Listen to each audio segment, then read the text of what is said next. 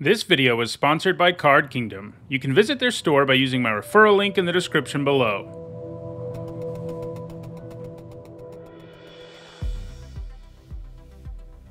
Hi everyone, I'm Nitsa Hone, and it's time for another MTG Top 10, the series where I rank cards based on their historical performance at Magic's highest level of competition. Today we're going to look at green creatures with flying.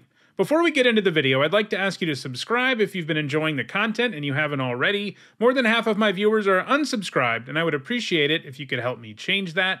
So, back to talking about green flyers. While the other four colors get a pretty decent number of creatures with this evergreen keyword, green really doesn't. It just isn't part of the color pie for green, which when it comes to creatures really focuses on the kind that are stuck on the ground.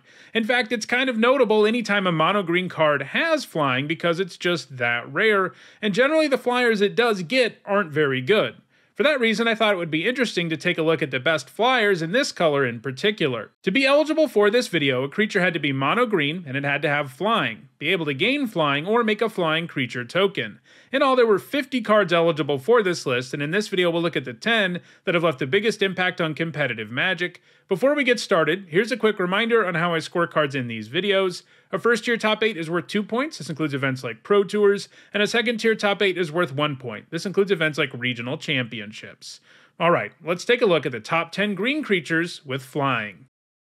At number 10, it is Ukabi Drake, a 1-mana 2/1 with flying and haste. That's a pretty insane rate, so it of course comes with a downside. It has Echo for 1 generic and 2 green, and that means that during your next upkeep you have to pay that cost or it gets sacrificed. So if you play it on turn 1, you're probably not going to be able to pay. And if you can pay the Echo cost, it obviously makes it a lot less efficient in the long run.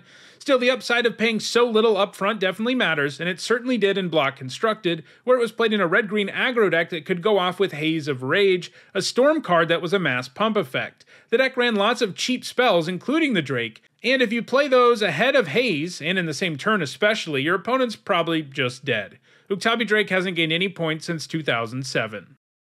At number 9, it's Jugan Defends the Temple. It's a saga, which means it enters with a lore counter and gains another one after your draw step each turn, and each lore counter triggers a chapter. This saga makes a 1/1 monk who can tap for mana with chapter 1, puts a +1/+1 counter on each of up to 2 target creatures with chapter 2, and it's the chapter 3 that gets it on this list, because it becomes Remnant of the Rising Star, a 2/2 flyer that can buff your creatures when they enter the battlefield, and it becomes absolutely massive if you have enough modified creatures around.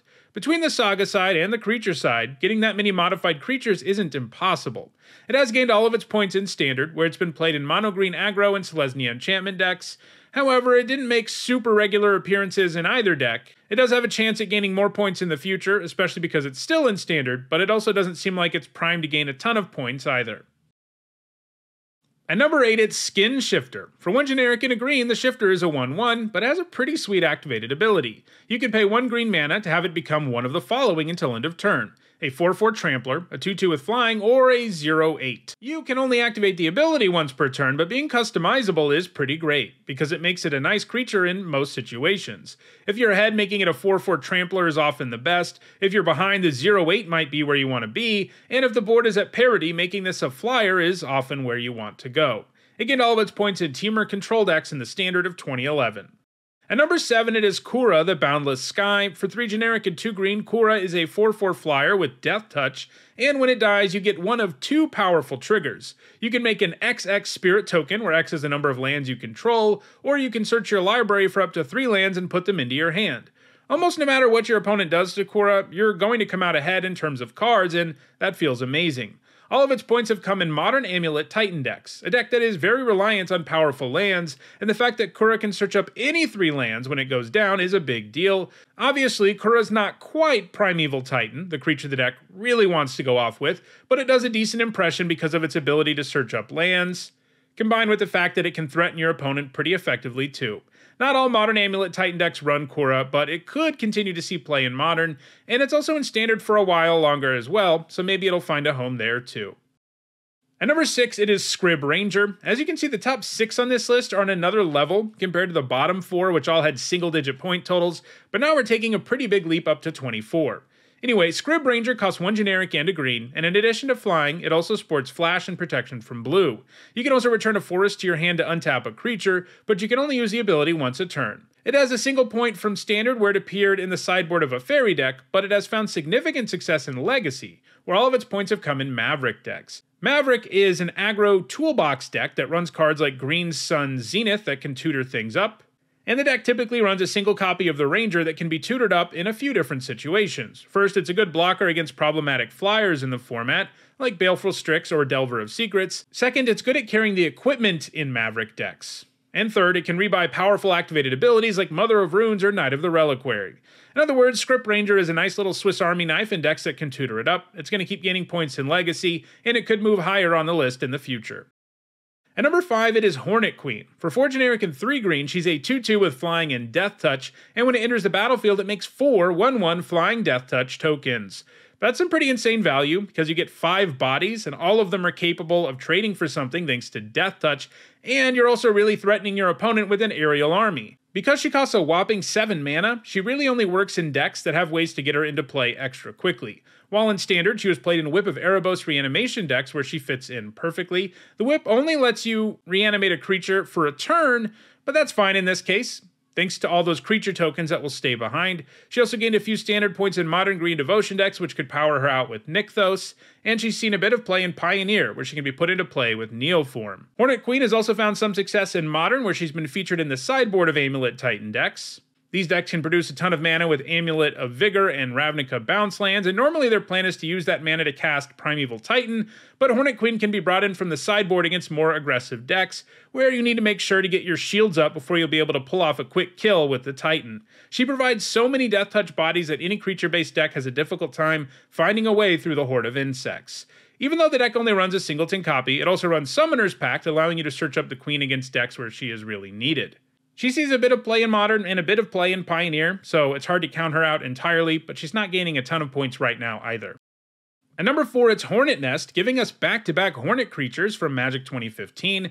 The Nest doesn't make its death touch tokens right away like the Queen does. Instead, it's 2 generic and a green for a 0/2 with Defender, and when it's dealt damage, you make that many 1/1 flying death touch tokens. Like we just discussed with Hornet Queen's tokens, every single one of those is capable of trading with any creature of your opponent's, and if you get enough of them, they can also be a real threat for killing your opponent. This means that attacking into the nest can be a dangerous proposition, as it's one of the scariest chump blockers in this entire game. It saw a ton of sideboard play in Standard, where it was great to bring in against aggro decks, since they had a very hard time finding a way to deal with the nest effectively. It doesn't just count combat damage, and typical red removal spells don't really work on the nest either as a result. It's also played a similar role in Modern and Pioneer, where it's sporadically shown up in sideboards over the years. It's likely to keep gaining points in the future, but not at a crazy high rate, so it isn't very likely to move much higher on this list, especially because the top 3 cards on this list are all significantly ahead of it, and they're all seeing play at a higher rate too, like our number 3 card, which is Zed Swarm. For 1 green mana, it's a 0/1 with flying, and when it attacks, the defending player can't cast spells this turn. While the swarm can't do damage, the flavor here is pretty funny. These insects might be harmless, but they are super annoying, so much so that they distract you from being able to do anything during your opponent's turn. The swarm didn't see play in Standard or Extended, but since 2007, it's played an important role in combo decks in the Eternal formats, and especially in Legacy. Combo decks love the idea that the opponent can't cast anything during their turn, because they usually go off in a single turn and win the game. Zed Swarm helps protect your combo from your opponent. This is something that the Swarm will continue to do in both Legacy and Vintage. At number 2, it's Gilded Goose. For 1 green mana, it's a 0/2 flyer that makes a food when it enters the battlefield. You can also pay 1 generic and a green and tap it to make a food, and you can tap it and sack a food to add 1 mana of any color to your mana pool. In other words, the Goose is a mana dork, one that can also make more food when the game goes long, something that can be really useful when you're low on life. With all of this power, it's no surprise that it has seen significant play in every format apart from Vintage. While the bulk of its points have come in Standard, it's also been played a lot outside of it. In Pioneer, all its points have come in Simic aggro decks. In Modern, it's been played in food decks. In Historic, it's gained most of its points in Jund's Sacrifice. And in Legacy, it's played in Bug midrange. It's going to continue to gain points, but it's never going to catch the number 1 card on this list, a card which Gilded Goose was designed to be a callback to, and that card is, of course, Birds of Paradise, which has to be one of the most predictable number 1s in the history of this series. It's interesting that the top 4 on this list are all 0 power creatures. Anyway, Birds of Paradise is one of 3 green flyers in Alpha, and it's one of the game's most iconic cards, and arguably one of the best 1-drops ever printed, one of the best green creatures ever printed, one of the best mana dorks ever, and obviously enough, the best green flyer ever. For 1 green mana, the bird is a 0/1 with flying that can tap for 1 mana of any color. It has been continuously played ever since being printed, gaining at least 1 point every year since competitive Magic began in 1994.